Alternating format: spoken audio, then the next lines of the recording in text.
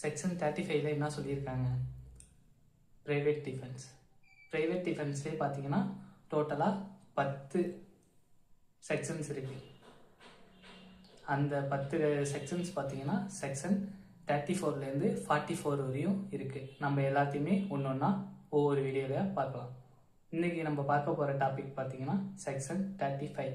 Section 35ல என்ன சொல்லியிருக்காங்க அப்படிங்கிறத இன்றைக்கி பார்க்கலாம். தன் உடலையோ அல்லது வேறு எந்த ஒரு நபர் உடலையோ பாதிக்கும் வகையில் யாராச்சும் ஒருத்தவங்க குற்றம் செய்கிறாங்கன்னா அந்த நேரத்தில் நம்ம பார்த்தீங்கன்னா ப்ரைவேட் டிஃபென்ஸ் எடுத்துக்கலாம். இது உடலுக்கு மட்டுமா பொருந்துமா அப்படிங்கிறது தான் இந்த டாப்பிக்கில் நம்ம பார்க்க போகிறோம். செக்ஷன் 34ல் என்ன சொல்லியிருந்தாங்க?